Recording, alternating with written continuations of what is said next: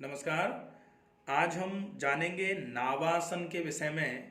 नाव आसन, नाव के जैसे हो जाना। इसमें हम पेट के बल लेटकर, एक नौकासन होता है जो पीठ के बल लेटकर किया जाता है, ये है नावासन जो पेट के बल लेटकर किया जाएगा। पेट के बल लेटे हुए हैं। मकरासन की अवस्था जो पेट के बल लेट के करने वाले आसनों में शिथिलीकरण की अवस्था मानी जाती है, उस अवस्था में लेटे हुए हैं। हमें आसन की तैयारी के लिए दोनों हाथों को सिर के सामने फैला लेना है। दोनों हाथ बिल्कुल सिर के सामने फैले हुए, दोनों पैर बिल्कुल फैले हुए नीचे की तरफ, दोनों पैरों की एड़ियां और पंजे मिले हुए, दोनों हाथों के जो अंगूठे हैं वो आपस में मिला के रखने हैं। अब हम श्वास को भरते हुए दोनों हाथों को कोहनियों से बिना मोड़े हुए और दोनों पैरों को घुटनों से बिना मोड़े हुए उठाएंगे।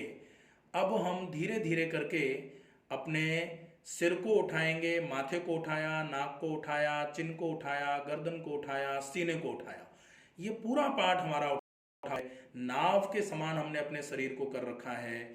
इसमें आपका जो फ्रंट कंपार्टमेंट है, फ्रंट थाई मान लीजिए, या फिर फ्रंट सिन पार्ट मान लीजिए जो घुटने के नीचे का हिस्सा है, या फिर जो आपका सीना हो गया, या फिर जो एंटीरियर एब्डोमिनल वॉल हो गई, इस पे पूरे पे आपके पे स्ट्रेचिंग इफेक्ट आ रहा है। और जो बैक पार्ट है, बैक पार्ट में आप गर्दन से लेकर के एड़ी तक देखेंगे तो ये कंप्रेशन का फेज आ रहा है।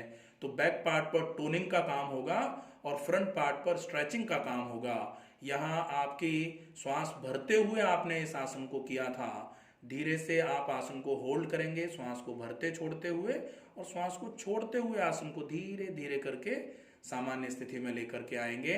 आप इस आसन को करके लगभग 10 सेकंड से 30 सेकंड तक की अवस्था होल्ड करने की अवस्था आपके लिए हो सकती है।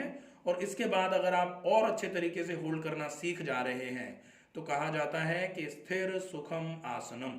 जितनी देर आप आसन में रुक सकते हैं उतना ही ज्यादा फायदा आपको आसन में रुकने का मिलेगा।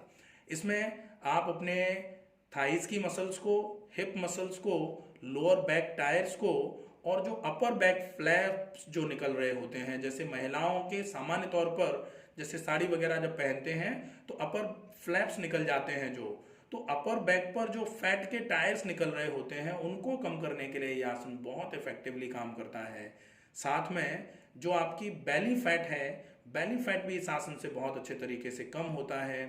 प्लस इसमें आपने दोनों हाथों को उठाया हुआ है, सीना पूरा आपका उठा हुआ है, तो शोल्डर ड्रूपिंग का जो कंडीशन होती है, शोल्डर हमेशा आगे की तरफ झुके हुए जो रहते हैं, इस आसन को करने से वो अवस्था भी धीरे धीरे करके सही होती है।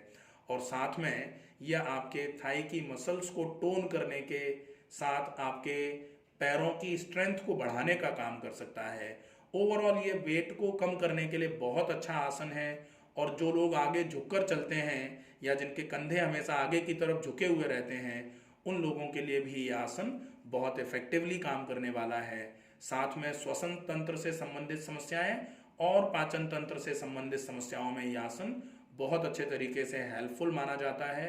केवल जब आपको हाइटल हर्निया या फिर इंग्वाइनल हर्निया हो रहा हो, ऐसी अवस्था में इस आसन को आपको अवॉइड करना चाहिए। या फिर अगर आपको कमर में बहुत तीखा दर्द है और आपने एमआरआई करा रखी है, अगर L4-5 या L5-S1 पर कोई डिस्क में टीयर ही आ रखा है या फिर पोस्टीरियर बल्ज आ रहा है, तो फिर आपको पीछे झुकने वाले आसनों को थोड़ा अवॉइड करना चाहिए।